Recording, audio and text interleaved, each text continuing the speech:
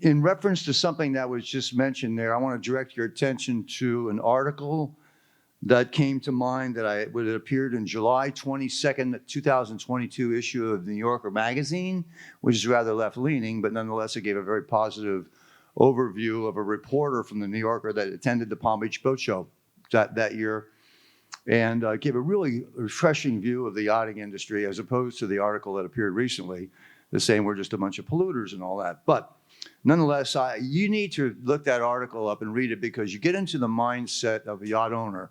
John Staluppi did a lengthy interview for that article, of all people to do that, but he did it.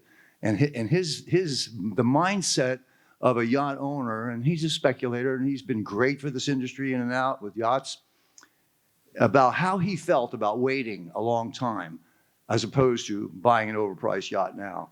So it's very interesting. I encourage you to look that up. July 22nd or 28th, I'm not sure, 2022, New Yorker magazine. It was called The Age of the Super Yacht, is what's in the article. So we have had, and Jeff just mentioned this to me, such a great quality of presentations here today. Information exchange has been unbelievable, and the testimonial to that is, I don't think anybody's left, except Bob Dennison, okay? But I really think, you take a look around this room, Paul, and I think if we've retained more people at one of these seminars than I've ever thought could be possible. That's what it is, right? Okay. And with that, okay, Andrew Busch, our keynote speaker.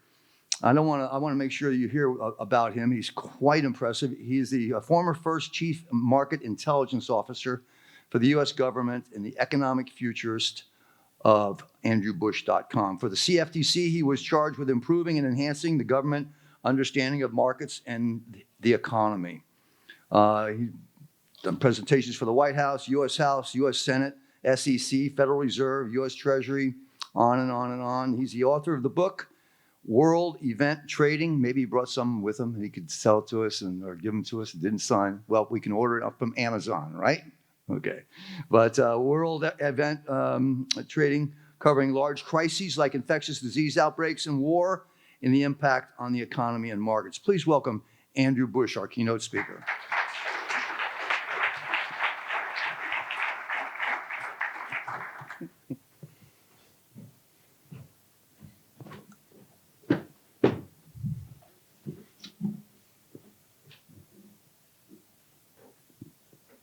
War in the Ukraine, inflation rising, interest rates soaring, boat inventories increasing. It seems like the world is coming at us so hard and so fast that sometimes it's hard to stop and think, how did we get here? It's even harder to understand, where are we going? Well, the good news is today, humbly stated, I'm going to help you with that.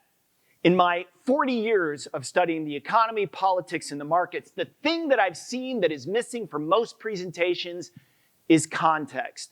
In other words, if you don't know where you've been, you certainly can't figure out where you are, and you will never see where you're going. So that's what we're going to do today. We're going to do a little past, present, and future on the economy. This is the structure of what we're going to use today. So we're going to talk about the Ukraine war. We'll talk about the threat of a recession in the United States. We'll talk about interest rates. We'll also talk about what's going on with public policy and the spending that's coming. We'll dive into a little bit of the election, not too much, but we need to cover that. Then we'll also cover trends that have been supercharged by COVID, the Ukraine war, and climate. We're going to take all of that, we're going to apply it to where I see growth opportunities for your industry. Now, here's the cool thing. I'm going to show you my crystal ball. I have a crystal ball I'm going to share with you today. No one laughed. Usually people laugh at that because that's kind of funny to think somebody would have a crystal ball, but I do. And I'll share it with you later on. And it doesn't look at now, it doesn't look at a year from now or 2 years. It looks at 5 and 10 years down the road. And I think you'll like it. All right, this is the part of the program where you take out your phones because you're going to want these slides. You're going to get them for free. This is the best way to do it. That's a QR code. I'll give you a minute to do that. You can also connect with me on LinkedIn. I post on LinkedIn research that we put out, but also other people's research, whether it's from MIT, whether it's from Chase, whether it's from Goldman Sachs. There's all sorts of sources that I like, but I only post about once a day because that's all I want to do. And it's usually fairly meaningful or something that I've found that I like. All right, hopefully you all got that. So let's jump right into the economic past. And I want you to think of sounds. That, ladies and gentlemen, is the sound of COVID. That is the sound of jet planes not taking off. That is the sound of bar doors not opening. That is the sound of people not going to Taylor Swift concerts. Complete silence. That is a complete mistake on behalf of our government. We should never have done that, and we will never do that again. I guarantee it. Now, the next sound I want you to hear and think about is the loudest place on the planet. That is Dakar, India. That is the sound in the street level of about 2 airplanes taking off. That is the sound of the economy recovering. The next slide I showed you should just blow you away. This is the total amount of stimulus that we put into the US economy to get it going again. So we went from minus 30% to plus 35%. Ladies and gentlemen, that's 14 with a T trillion dollars. That is how you do it. Now, this was not like 2007, 2008, where we kind of dithered around as Congress, tried to figure out if we were going to spend money. The central bank was kind of dithering around whether they're going to cut interest rates. And they went to the Treasury and said, you know, hey, maybe we should send out money to people, shovel-ready projects. And they were like, yeah, okay, well, maybe we can find an Excel spreadsheet someplace that will create a snail mail check, physical check that we'll send out. That isn't what happened this time. What happened this time is that Congress said, let's get some stimulus money out. They went directly to the Treasury. Treasury goes, no problem whatsoever. We can direct deposit that money into people's checking accounts. That way they can pay for their groceries. They can pay for their cars. They can pay for their rent. Maybe pay for their boats. That's how you stimulate the economy. That's why we went from minus 35% GDP in the second quarter of 2020 to plus 30%. That's why we rocked through the end of 21. That's how you do it. That's how you grow. Now, if you think about it, and you think about your industry a little bit, you know, when people have a lot of money, that's fantastic. But really, when is the best time to invest in risky assets, right? Stocks, let's think about that. It's when the Fed is cutting interest rates, and it's when the federal government is stimulating and pumping out a bunch of money. Yeah, that's what we went through. So that's the reason why stocks went up as much as they did. That's why people felt a lot wealthier, along with the stimulus checks for sure, and of course the increased savings that they had. But you feel great when stocks go up, even when bad things are happening to some extent. And in your industry, that's important. Now, what I want you to think is the consequences of that behavior. This is the sound of the supply chain cracking like that, right? I'm here to tell you, we could not handle what happened with all that stimulus money. Now think about the US economy this way. 65% of the US economy is consumer spending.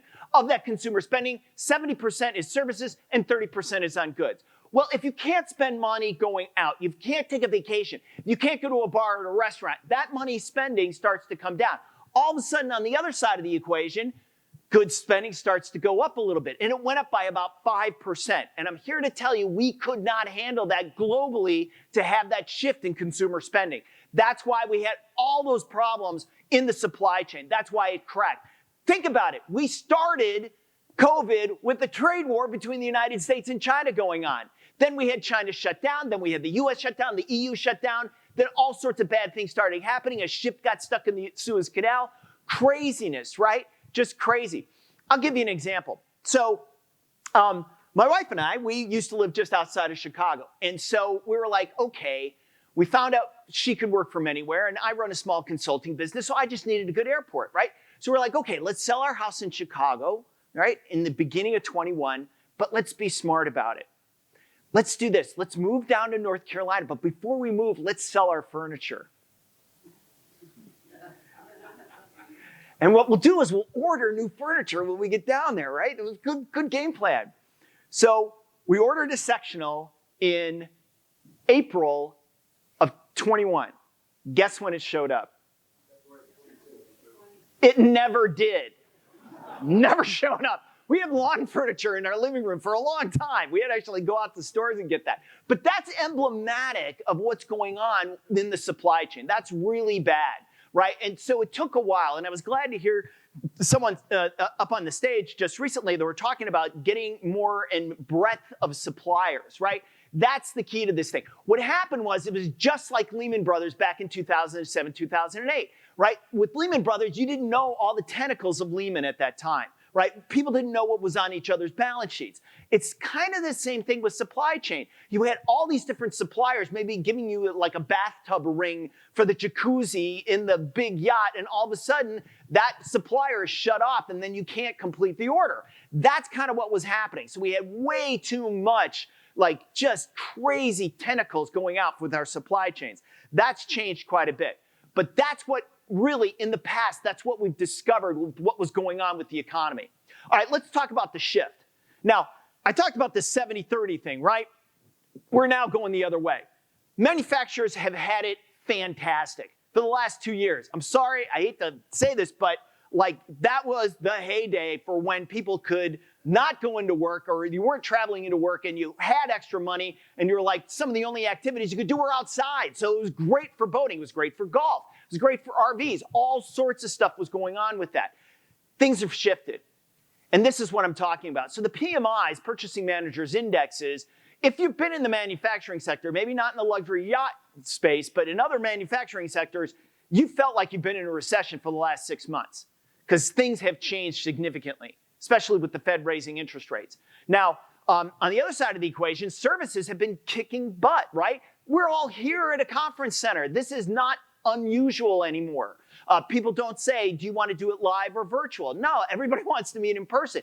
Well, if that's the case, then you need to staff that hotel. You need to have the airlines running smoothly. You need to have everything that's associated with that. People are going to Taylor Swift concerts, just all of those things. So the demand for services has gone back up, not started, but has gone back up. So that's the spending shift that I'm talking about.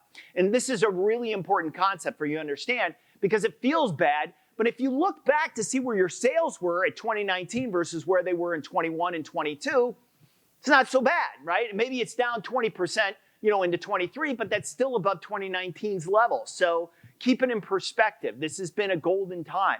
Now, if you think about it, let's talk about a little bit about interest rates. Let's talk about what the Federal Reserve's doing. So I mentioned before that the best time to buy stocks, right, is when the Fed's cutting interest rate and when the government's stimulating, right? So that's the case. So let's talk about the yield curve. So I'm going to get very technical here. Ready? My arm is the yield curve. Ready? Short-term rates, long-term rates. So if you want to stimulate the economy, you cut short-term rates, but then you have a problem with the long end, right? So how do you get that long end down? Well, you start buying Treasury securities in a significant way. And the Fed bought a lot of Treasury securities. They bought $5 trillion worth of Treasury securities. Now, with that in mind, here, I'll talk about that in a second. Let me just go back to this. With that in mind, now they're doing the opposite, right? So they're trying to get this back up because we talked about supply chain problems. We talked about inflation going up. Well, how do you get this longer end curve back up? Well, you start having to put those back onto the marketplace, those securities. And that's what the Fed's doing. So with that in mind, right, that frames kind of the way things are going right now. So they're doing two things at the same time. Not only are they raising interest rates, but they're also putting securities back onto the marketplace. Now, getting back to the supply chain, right, this is a great little slide. And I highly recommend you get these slides because you can go see this for yourself.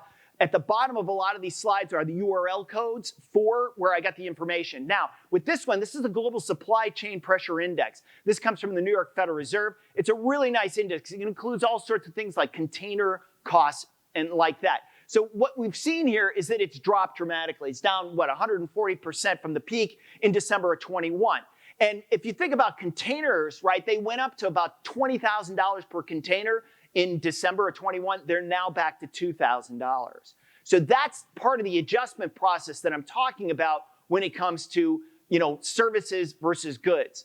With that in mind, we also have seen a lot of jobs created here in the United States. This is incredible. This is what's driving a lot of economists crazy right now because even though they see the economy slowing, job creation is still very robust. That's 1.4 million jobs in the first half of this year. Not even the first half, just through May. That's really impressive. So it's kind of hard to have a recession when there's a lot of jobs being created right now. And that's what we're seeing.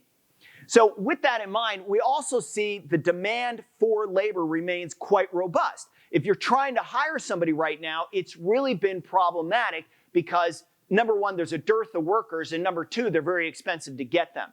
If you think about it, go back to COVID. Sorry, I have to keep going back to it, but that really changed a lot of things, not only for the U.S. economy, but also for labor. Go back to that. We lost a lot of workers. We had about 2 million people retire that we weren't expecting to retire, the baby boomers. They just said, you know what, I'm out. I don't want to deal with this COVID stuff.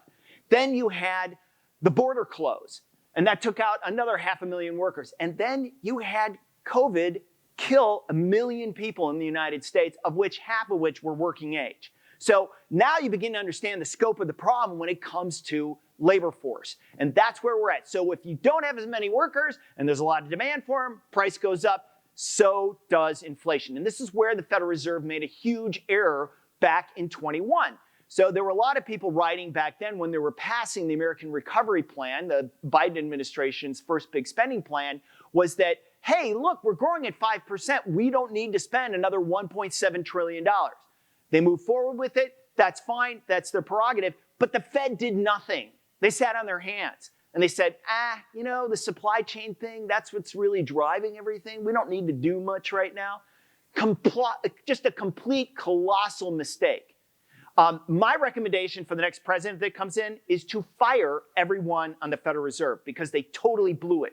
Once you let the inflation genie out of the bottle, it's really hard to put it back in. And that's where it shows up in your labor costs. Why? Because workers start to say, hey, things cost a lot more money. I need to get paid more. And then the momentum builds on that inflation problem. And that's really where we're at right now when it comes to wage inflation. It's not going down anytime soon. We need to see a much slower U.S. economy for that to happen.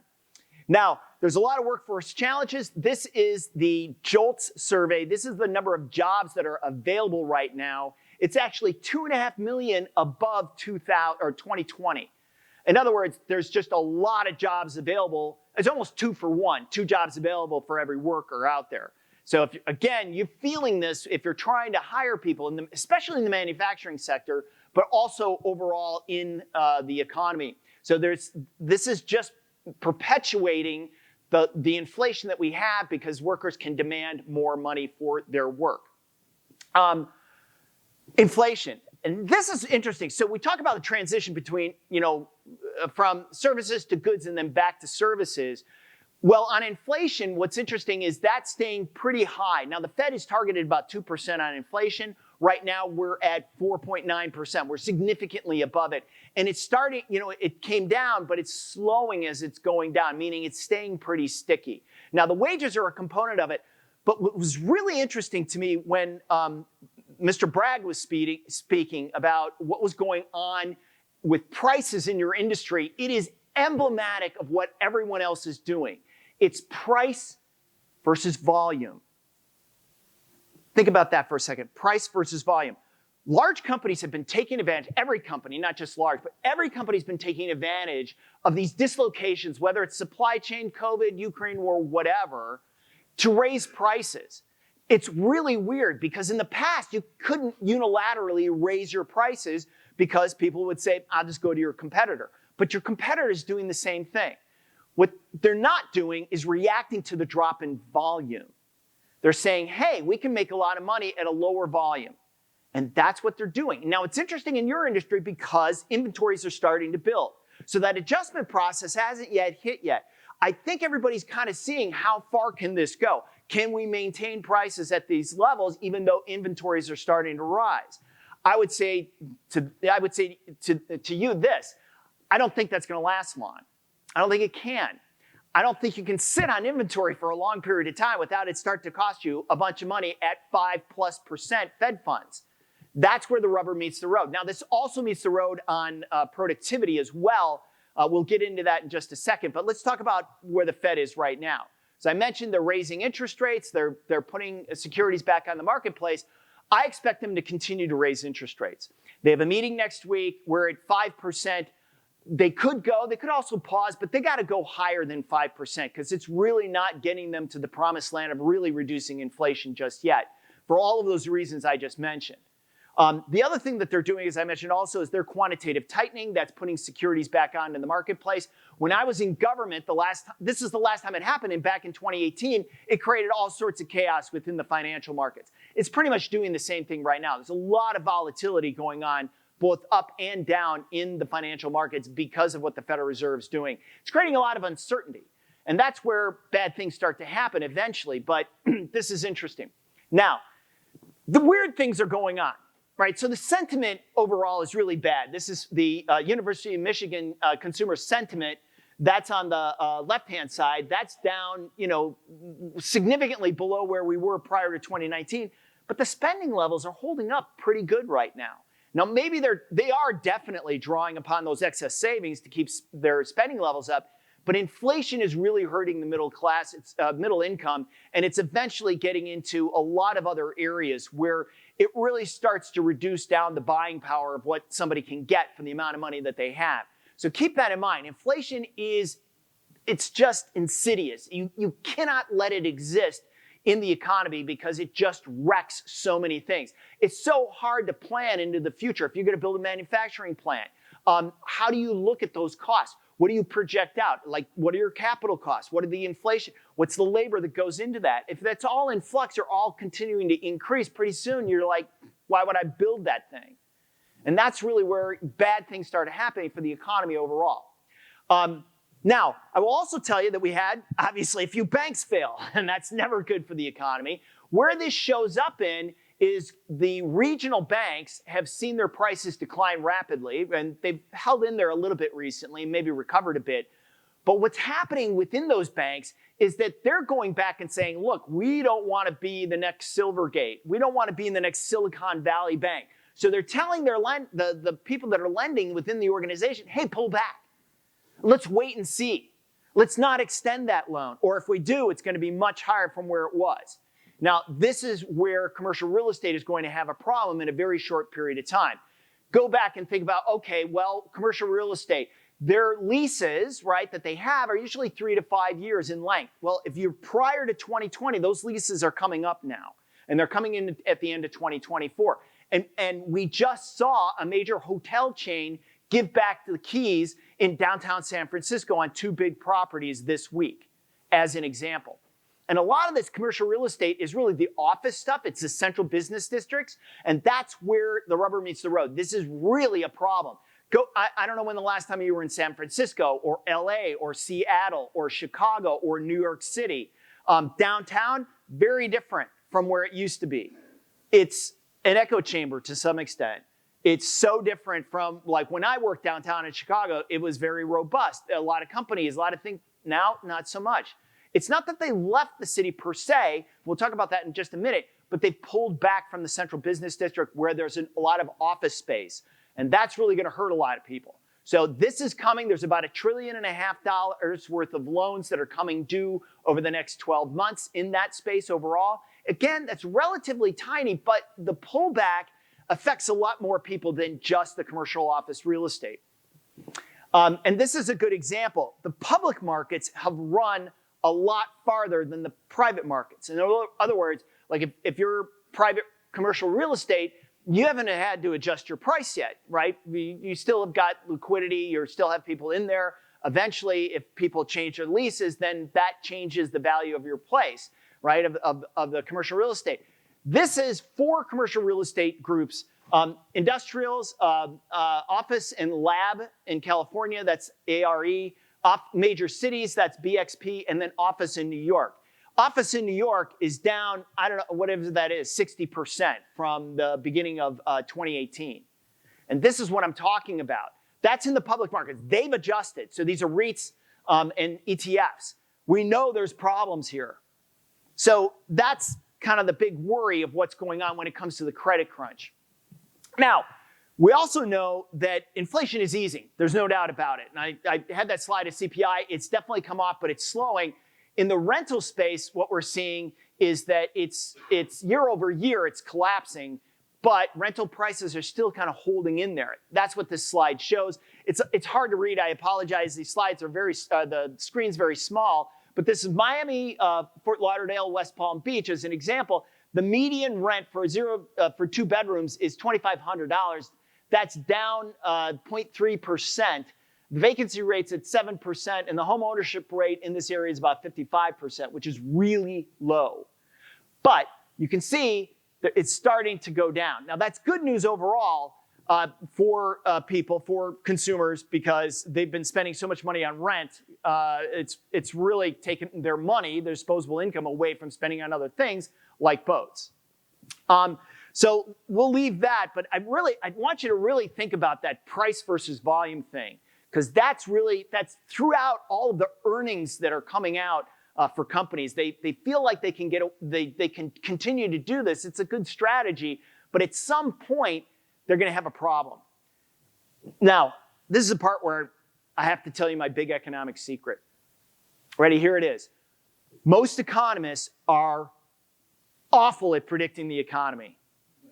They're really bad, right? I know this as an economist, right? So go back to 21, right? December of 21. What were they predicting for 22 economic growth? 3%. What did we get?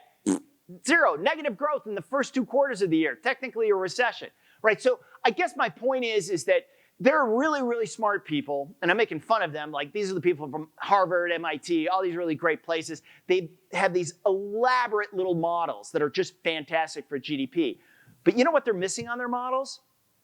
It's something I call humility, right? It's the X factor. It's that little thing that you tag on to the back of your model that has a minus or a plus sign on it, depending on how good you feel about what can happen with that model, to that X factor. These are the unknowns, right? Your black swans to some extent. And if it's a negative, then the X, depending on how big that is, that really reflects the worry that you have about what can go on. Now, I have something else I want to share with you. So it's kind of embarrassing, actually, if you think about it. But back in 2007, I wrote a book called World Event Trading. No one read this book. No one read this book. I gave 2 copies to my parents, and I was just home. I was just back up in Chicago, and I'm like, hey, Mom. My mom's 92. I'm like, hey, it's great to see you. Where's my book, right? And she's like, oh, it's over there. Like, Mom, I start thinking, okay, she's 92. Maybe she's losing it a little bit. Mom, that's a plant that's over there. And she's like, no, it's over there. The book is under the plant. It's holding it up in the pot, right? So it actually works really quite well. So I'm like, great, Mom, thanks. But I mean, the thing about that book was that the first 5 chapters were on infectious disease outbreak and the impact on the economy. This is in 2007. The next chapters were on short-term war. And the next chapters were on disputed elections. That's what I'm talking about when we're talking about the X. All right, so the next slide, I'm only going to put up for a little bit. This is a list of some of the X's that I have out there, right? There's a lot going on in this world. Don't look at this too long because it'll really keep you up at night. But don't take any pictures. What are you doing? But there's a lot of things like bird flu. Like, if that jumps human to human, yeah, that's not good, right? So that's going to make COVID look like fun. But these are some of the things that are going on.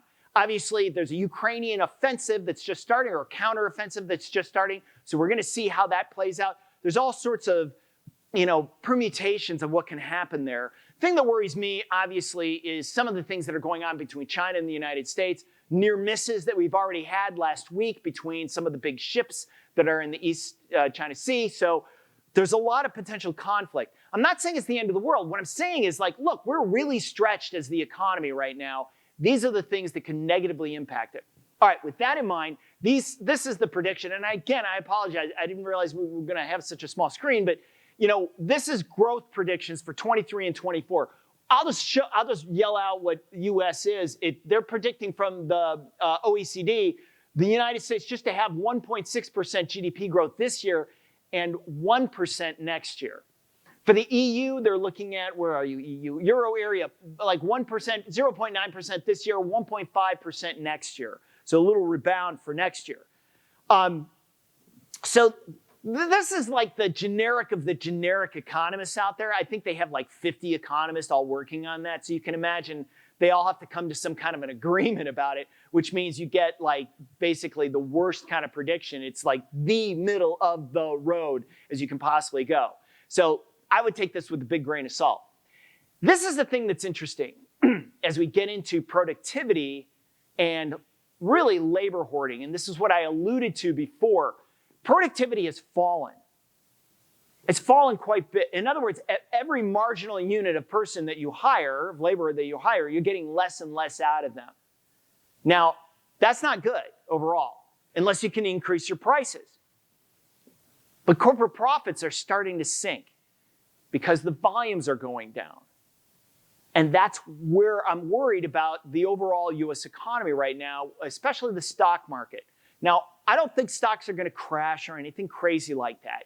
I just don't think we're going to get a lot of upside from where we're at right now. We're still, probably 600-700 points from the all-time highs. I don't see that happening anytime soon. If I'm right about the Fed continuing to raise rates, and I'm looking at this on labor hoarding, I think at some point we're going to go the other side of that, and people are going to realize, look, we're not making any money. Why are we hiring more people? We have to pull back a little bit. And that's where I think your unemployment rate is going to go from 3.7%, where it currently is, up to 4.5%, probably by the end of this year. That's what I'm thinking. So this is what I think. I don't think we're going to have a recession, a very small probability, only 35% chance by the end of the year. But I do see things slowing down significantly in single-family homes, in autos, in commercial real estate office especially. That I expect a recession, and bigger than 50% right now. Now, how that cascades out through the U.S. economy, we'll have to see. Now, there's some good news I'm going to share with you, and it's going to be kind of hard to believe because it comes from this. Yeah, exactly. Yeah, I know. I was in government for a while. I'm like, you got to be kidding me. But timing is everything. Now, here's what's crazy. Look how much spending has not yet gotten out yet. That is $1.2 trillion in the infrastructure plan, $369 billion under the Inflation Reduction Act, $280 billion for chips and science, and $1.7 trillion that's starting to get out on the budget. That is a lot of money. Now, the reason why I say it hasn't gotten out yet is because of the process by which government works, right? Let's look at the infrastructure. The infrastructure bill, right? They approve it. It goes to the Treasury. The Treasury writes the rules for it. Then it goes back to the states. The states have to kind of look at and create a proposal. They have to send that back to the Treasury. Then the Treasury approves it. Then the money flows out. Now, that whole process took a while. And two things happened, right? Number one, inflation went up. So the cost of actually doing something went up. So you're going to get less for that same amount of money. That's not good. But the second thing is that we know that workers are in short supply. So it's going to be hard to get some of these workers for building and for creating bridges and things like that. So that's going to be challenging. But this money is flowing out. It will happen. There's a lot of good things going on in the Chips and Science Act. There's a lot of research money that's going in there. There's really good things that are coming from it. The timing of it is really quite exquisite in the sense that normally they spend money and it comes out at the worst possible time. Now this money is going to hit towards the end of this year. That's why I don't think we're going to go into a recession. It's interesting to me because most economists that I've seen don't talk about this. Either they're not doing their homework or they don't understand how government works. This will support the economy through probably the worst period of time that we're going to feel after the recovery started. So keep that in mind. Now, Florida is getting a lot. I'm just picking Florida out, but you can see it's $16.3 billion. You can see all the things that are going on.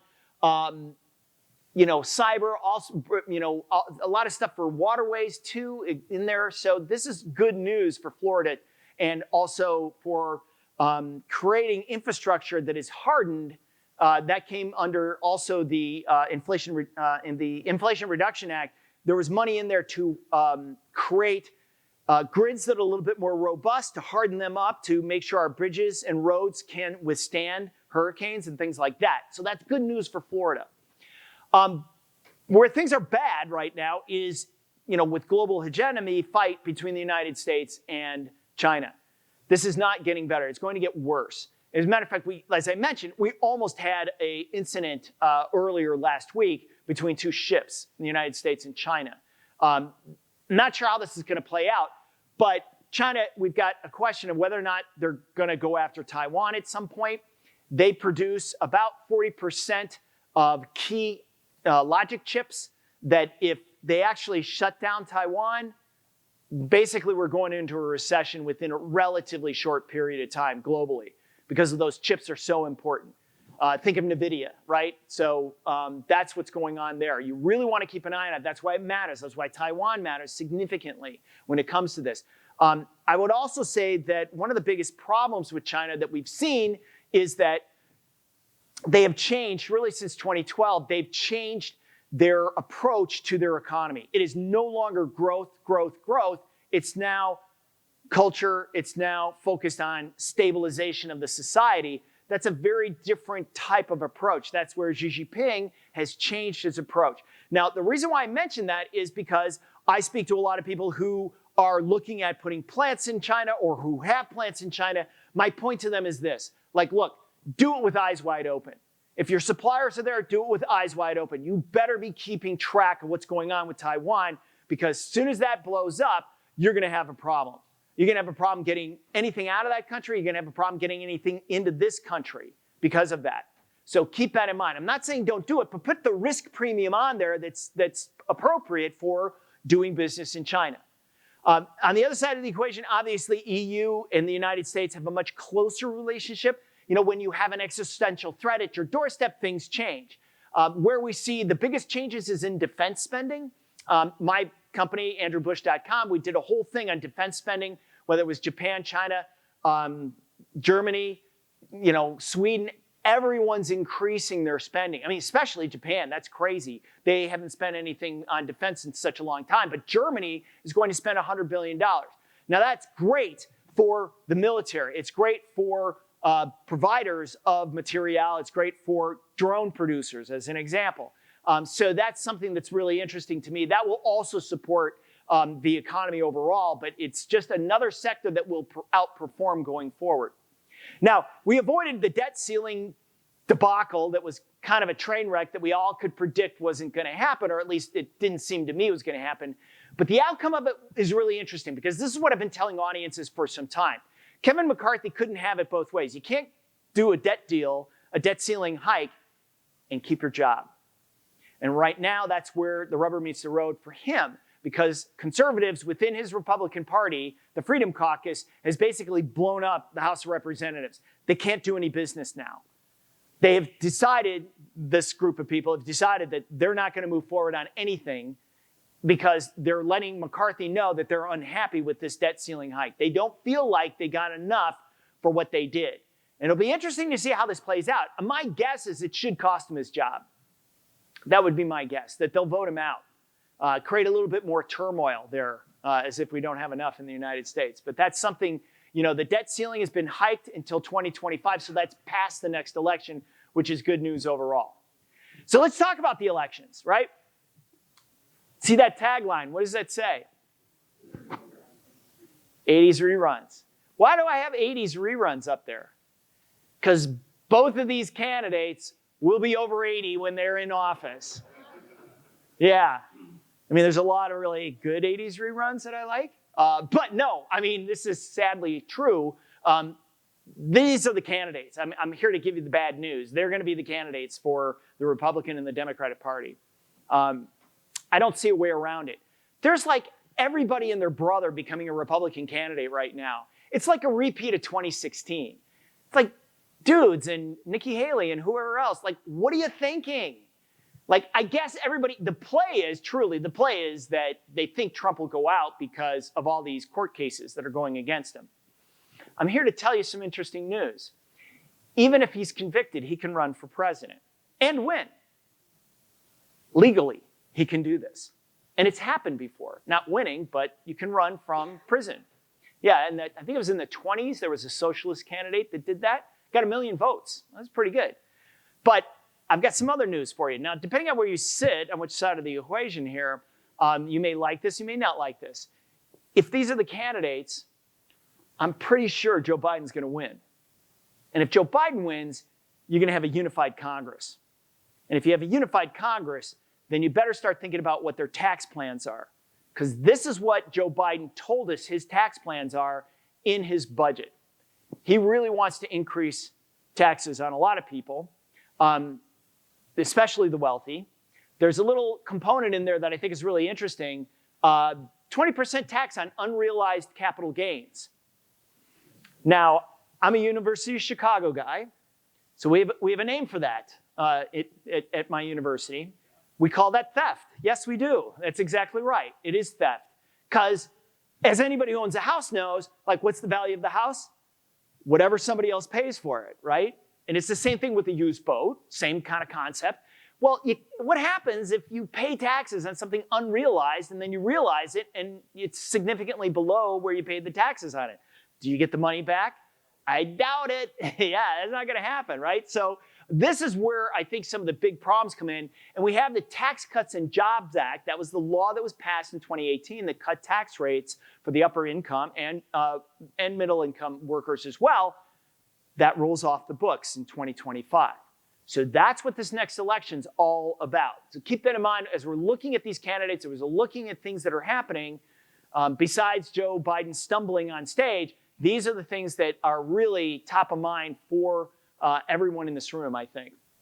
Now, I will say this about Florida, just because we're here, it's got it going on. I mean, this is a great state for doing business in. The Tax Foundation is a great resource if you don't know about it, but they do a great job analyzing what different states' tax structures are like. Florida's number 4 out of the 50 states. That's fantastic. We'll talk a little bit about this in a minute. Georgia's another state that's really interesting, although it's 32. Alabama's number 1, so you got to be a little bit careful about this. But hey, really good things going on in the state. All right, this is the part where we're going to talk trends. So one of the biggest trends right away is the alignment, the geopolitical change that's happened. This worries me about China overall. I don't think it's as, obviously you can tell, I don't think it's as great a place to invest anymore. I think they've got some real problems there. I think they're on the cusp of becoming Japan in the 1990s, where they have a balance sheet recession that just goes on and on and on.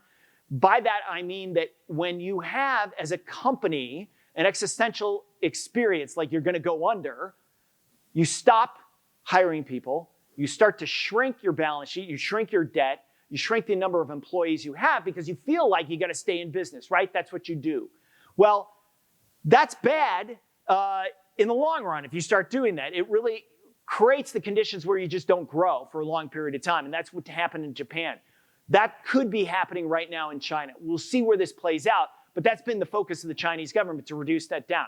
Overall, this no limits policy that China has with Russia is very disconcerting, and it's going to cost them a lot of business and a lot of money going forward. It's one of the reasons why Apple has already moved some of their production out of China to India, and you'll see more of that happening. And we'll talk a little bit more about that in a minute. Work from home. This is impacting commercial real estate office, of course, as well. That has an impact on a lot of other groups, but it's holding at about 1.5 days. That's interesting. You really can't get the workers back in, specifically in technology and in financial services, to be a full day, a full week. So that changes the landscape on a number of different things. It also hurts younger workers as well. They don't experience or they don't get the experience of the older workers that are there. They could really learn from them, believe it or not, and vice versa too. So this is something that's going to continue to drive changes in our economy. Now, this is fascinating, and this is something I want you to really keep an eye on. Now, I'm going to say 2 words in the same sentence you've probably never heard before. The Census Bureau did something really cool. They did. Now, they do the 10-year, right? But they also did something really interesting. So from 2020 to 2022, they tracked the migratory patterns of U.S. citizens within the country. And they found that people are moving out of California in a big way. In 21 to 22, 350,000 people about moved out of California.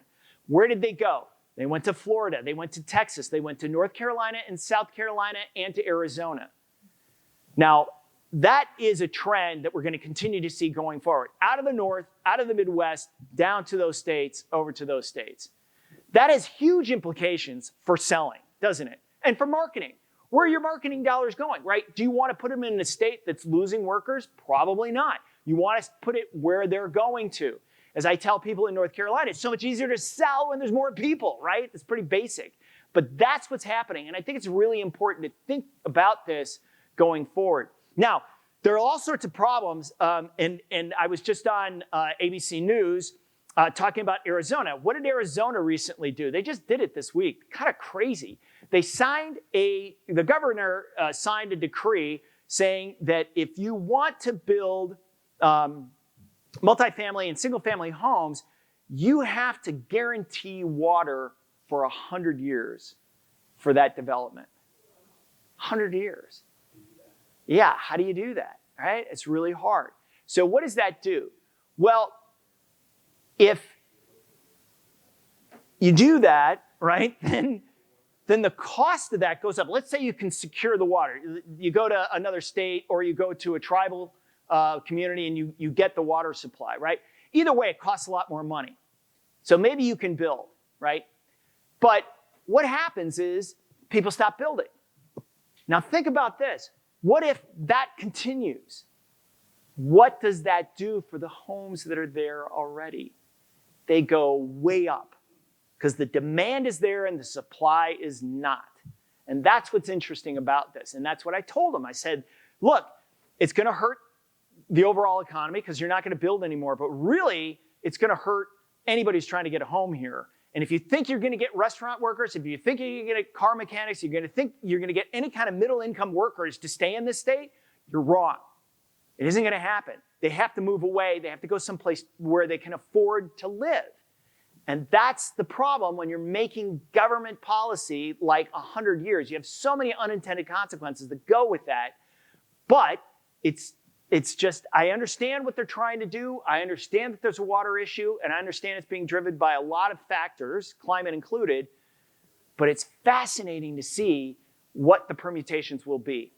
All right, weather volatility. We know all about it down here. We're going to have an El Nino effect this year. That is not good news. We're going to have the highest temperatures. We'll set records in places like Pakistan, Bangladesh. Bangladesh is already having problems with electricity. Sadly, there's going to be a lot of people die because it's going to be hot. It's going to be really hot in certain places, not necessarily in the United States, but in other places like in India, Bangladesh, in that area of the world. It's really going to be a problem. And the weather volatility, it's not so much that the world is getting warmer, it is, but it's the volatility in the weather that really causes the problem and the violence of the storms. And that's really where you've got much warmer oceans, much warmer Gulf that creates the power behind these storms that really are destructive. California is a great example. I'm picking on California here a little bit, but they went from extreme drought to now they have so much snowpack because of the storm that's dumped there, they think they'll have flooding for 2 years. Now that's volatility. That's craziness. So that's wild. Flood insurance is another big thing down here. I don't know about your marinas. I don't know where you're putting the boats and stuff like that, but like it's quintupling down in Florida. This is because FEMA has actually adjusted prices to reflect the risk of these hurricanes. And that's the biggest change. Some places are pulling out. State Farm just pulled out of California for providing residential insurance because of the volatility, the wildfires that are happening. That's up in Canada, but that occurred through California and Oregon and Washington as well. So yeah, volatility begets more problems. All right, so let's get to the fun stuff. All right, and here it is. All right, we're in Florida. Here's a quiz. Ready? What is that? What is that?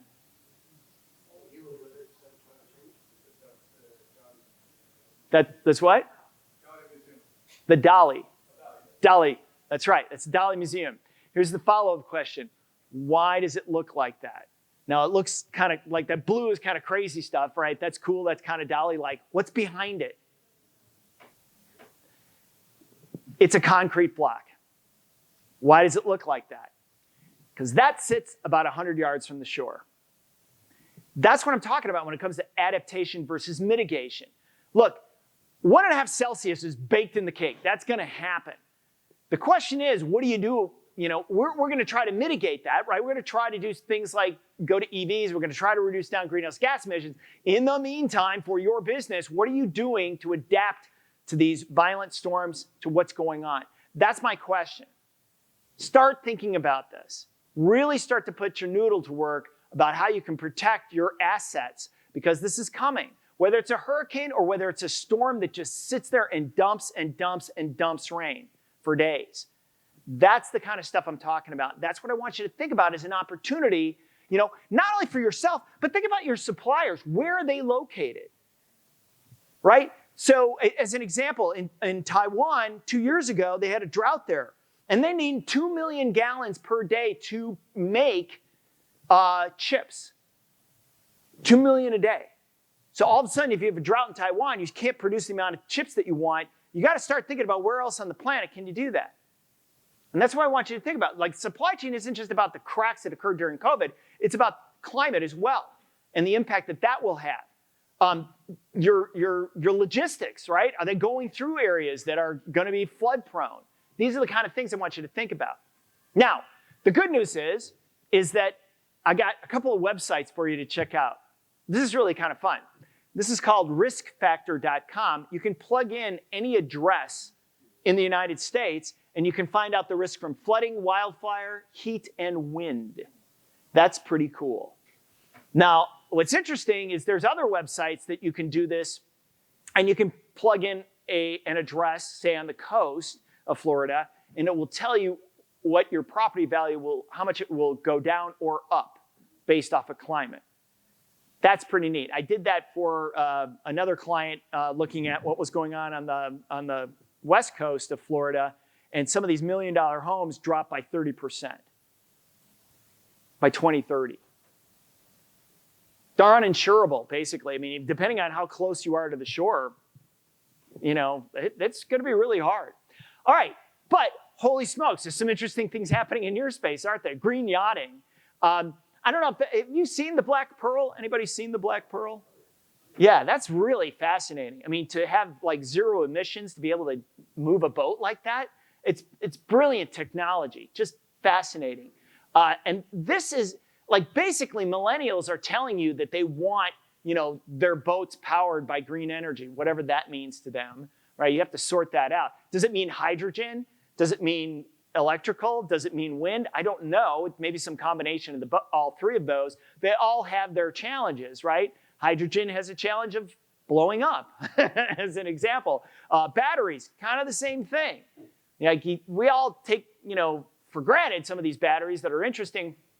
I'll tell you, a friend of mine just recently had a very scary event at his house. You know those electric vacuums that you, not the ones that are on the floor, not the robots, but the one that you just like hook up into the wall, you know, like those single stick brooms, right? They had one of those. And they got a replacement battery for it, right? Lithium battery. It blew up and burned down their house. Not only that, but the lithium battery, when it explodes, it will kill you if you're in the room with it. Think about that. If anybody has a broom like that, stick it in the wall, unplug it, please. Like, charge it, get it charged, unplug it. You don't want to undo it. So you can imagine if you're on a boat, you got the same problem, right? Creates all sorts of different circumstances which you got to prepare for. I don't know what you spray that with. Wow, really challenging, but interesting, and an opportunity as well. I'm talking about ICE to EV to you for a couple of reasons. This is going to explode with growth, to use the metaphor, keeping going. But truly, we're going to generate a lot of these cars in a really short period of time. Hockey sticks is the shift to electric vehicles for production. The sales ratio is supposed to just explode in growth here in the United States, but in Japan and EU. Now, the EU is much further along on this than the United States is, but that's going to happen in a short period of time. So think about 2025, how rapidly changing our highways are going to be filled with these cars to some extent. Now, the other thing that's really interesting about this too is that the battery technology is improving significantly. And that's my point. I have this up there for you, is because while now we have this problem with exploding batteries and lithium and things like that, in a short period of time, when you work that hard at solving these issues and so much billions and billions and billions of dollars are being thrown at it, you're going to come up with a solution. These batteries are going to get a lot better. They're not going to use as much rare earth material. They may not even use lithium going forward. I don't know how this is going to play out. I know that the Inflation Reduction Act, which is totally ridiculous, it's just a ton of subsidies for green stuff. That is a lot of money that's put in there. Spend some time taking a look at how much money for research is going into this. But that's where things get exciting for your industry, because it could really change the way that people look at boats, in the sense of maybe they can come up with a battery that's safe enough that people feel really comfortable with. And they want to shift over from the ICE engines and the diesel engines to EVs. I don't know, but I will tell you, changes are coming. And just for fun, I mean, you're in Florida, so you're a little bit outside the battery Bible Belt, but there's a lot of battery stuff that's getting built all the way from Canada down to Mexico. And I will tell you that Georgia has got a lot going on there. You really want to keep an eye on what's going on in Georgia. They're getting, like Hyundai just is building this massive plant, and then they're getting all of their subsidiaries around the EV battery plant to come there as well. That develops a really interesting ecosystem. What does that mean for everybody here? It's like eventually that technology should make its way into your industry. So there's some stuff just literally up the road that you want to keep an eye on. Georgia's got it going on too. They're doing a lot of really good things to attract business, as is Florida. Now, this is great, right? So from the latest magazine, I know Paul will be happy. I took that headline right from it, right? But the artificial intelligence it's hard to say without being so grandiose in language and whatever, how big a deal this is. It's incredible. Now, this is not just machine learning. This is generative AI. This is a little bit of a different animal, right? With machine learning, you're giving it a data, you're giving your model a data set, and you're telling it, this is the outcome that we want, go figure it out, right? With generative, it's basically saying, scrape the entire world digitally and come up with answers for us. That's pretty amazing. Now, there's more to it than that, but this is pretty crazy stuff. It is already changing education. It's changing legal. It's changing lots of research. It's fascinating to see what's happening there. As Bill Gates says, and I'll read it to you, artificial intelligence is as revolutionary as mobile phones and the internet. So let's go with what Bill Gates says. Now, are there problems? You bet there are. And we'll talk about those in a second. But here's just a listing, and then we'll open it up for some questions, of just some of the AI uses in your industry. And I just want to point out two that are really fascinating, that I think are high value to you.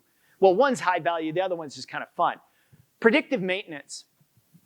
That's something that, to me, is fascinating. When we're talking about predictive maintenance, we're talking about getting monitors hooked up to machines that take in data that they can feed into an AI model that will give you an outcome which you can predict when you're going to need to do maintenance, instead of either being just on a strict schedule or eventually having something break down and then you have to fix it.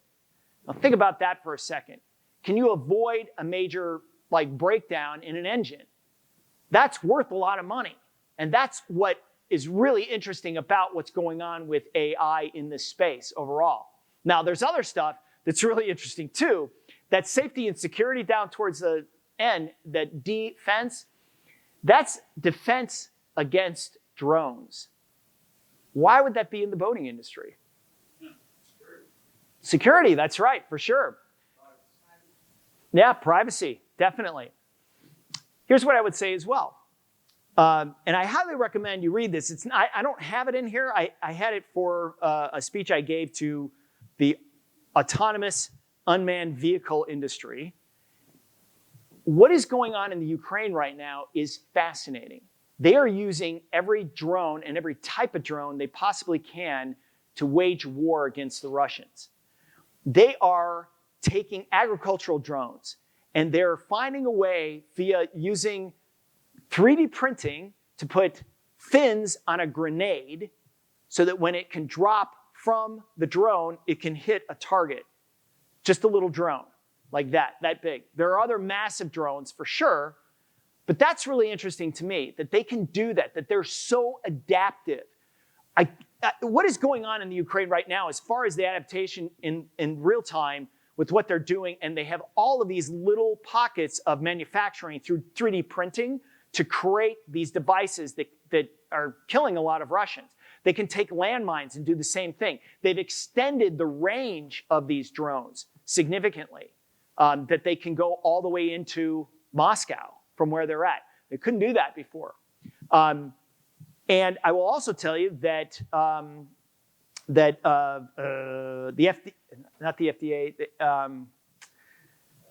FAA, thank you, I couldn't get the acronym right, has just approved drones that can go beyond the line of sight. Now, we've been holding back as far as doing that. That opens up all sorts of commercial capabilities for the drone industry that had been missing before. And so that's fantastic for like offshore oil rigs and things like that. But it opens up a lot of worlds to like, hey, going around a boat when it's in the water, having a better, I don't know. There's just a lot of things that are going on with drones. I just point out defense because there's a lot of wealthy people that want to keep other people from taking pictures of them, from protecting them, from hurting them. This is really fascinating, and they're doing it with the use of AI.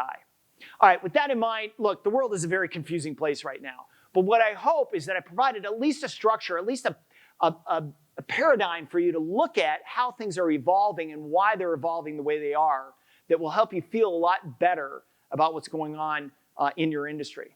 These are the slides if you want to get them. I'm Andy Busch, economic futurist, and I'll take some of your questions now. Who has a question from the audience? Come on, that was a lot of information. You were able to, Mike Scalisi couldn't process it all good. You mentioned a little bit about your forecast in China, and they're going to suffer a little bit in China. Don't we need China to suffer a little bit? And would that bring back any hope of manufacturing jobs here in the United States?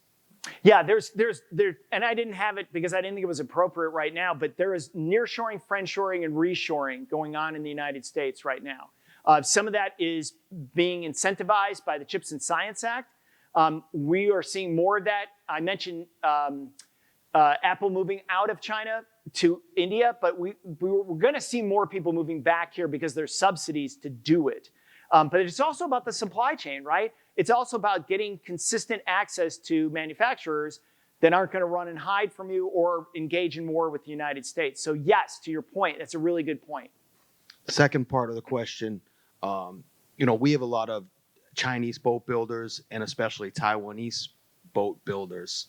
So if there's, 30% duties here in the US on Chinese imports, if there's a Chinese threat in Taiwan, what do you see as the risk for, what do you see for the Taiwanese yacht builders? Yeah, that's my point really, is put a risk premium. If you're going to do business over there, I'm not saying don't, but just put the appropriate risk premium on.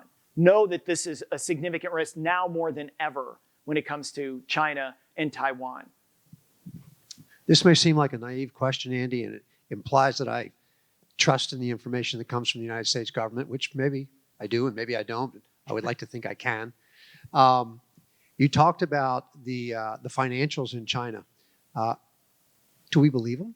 Do we believe what they say? Do we believe, you said that they're looking at seeing some serious recession, some serious issues, but do you think they'll actually report that? Or will they just say we're doing fine when it's really hollow?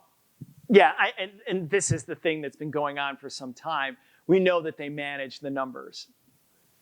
Like they shore up the currency. Well, and the other thing too, this is what's disturbing too, is that now accounting firms are getting very nervous about doing business in China. People are being arrested and put in jail for releasing state secrets. In other words, they're coming out and saying that there's, if you're PwC and you do an analysis of what's going on, in their, name your sector of their country, and they say, look, there's problems here, that could be a state secret. You could get arrested and thrown in jail. That's what I'm talking about when it comes to Xi Jinping changing the nature of China. Instead of being growth, growth, growth, now it's control. We don't want our citizens to be able to have freedom of speech. When was the last time somebody was in Beijing, by the way? Anybody over there recently? Go to Tiananmen Square. Look at the polls. Full of cameras. Tons of facial recognition. Eventually, they'll get a lot better at it, and they'll be able to control their population significantly because of that. That's something else that is really problematic about doing business there. Go ahead. Andy, just a statement and a question. By the way, we have an office. I work for Benetti. We have an office in Hong Kong. That business is pretty much dried up completely. We're looking to relocate to Singapore, but that is not as sophisticated as a boating market as Hong Kong was and used to be, which is a real shame. That market last year for us was #1 for our company as a global brand. The question for you though is the dollar, the strength of the dollar, the future of the dollar. Yeah, so unbeknownst to you, I traded currencies for the first part of my career from 1984 to 2000 something. I wrote hedging and trading strategies for some of the largest mutual funds, hedge funds on the planet, like George Soros. So I stay in touch with the dollar quite a bit. And what's interesting is it's hard for the dollar to go down when interest rates are going up, bottom line. And our interest rates went up a lot faster than other countries. Now, we just had this week, surprisingly, that Australia and Canada raised rates. So it's hurt the dollar a little bit, for sure, but it's rallied significantly. And that puts a lot of pressure on earnings for people selling overseas, right? If you're importing stuff, that's happy days. This is great because it's a lot cheaper because of that. Now, there's a lot of discussion about the dollar being replaced, right? That for the dollar to be replaced as a global reserve currency, there's a lot of things that have to happen. First of all, you have to have an open capital account. Think about that for a second. China wants to replace the US dollar. It's really hard to do that when you can't get your money out of the country without going through, that's a really big problem. The other thing is that you need a really, really large government bond market. And we have the largest on the planet. In other words, if people feel comfortable about holding your currency, then they need to park it someplace. And they need to park it someplace that they feel that they will get their money back and a nice interest rate on it. There's no better place than this country to do that. And let me just end with this too. Like, there's a lot of negative things that are out there. Social media, there's a lot of fighting with politicians and so on. I will tell you, as I look out into the world, this is still the best place to be. This is still the best country. We have lots of problems, no doubt about it. But we have the greatest civil code on the planet. It is so easy to start a business here and get it going. That's why people want to come here. Now, if we can get legal immigration, then we're going to have better economic growth going forward. That's third rail of politics, sadly, right now. But I'll just tell you, dive below the doom and gloom. There is really good things that are going on that I like in this country significantly, and I like it going forward, whether it's this year, 5 years, or 10 years down the road.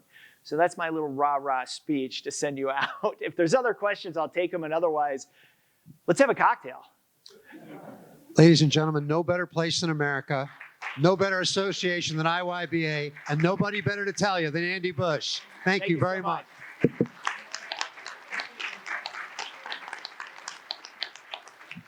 Bob's going to send us out, as he always does, but I'm going to do something that I always forget to do until I get on I-95, and I'm going to ask you to all stand up and thank Bob Saxon for doing yet another incredible job of emceeing an IYBA event.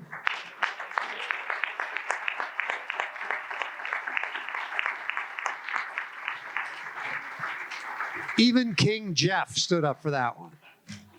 Prince Jeffrey. Well, that was great. I'll tell you what, speakers, presenters, moderators, all great jobs today. Tons of information. I feel so good about it. I'm just swimming with facts and figures and concepts and all that.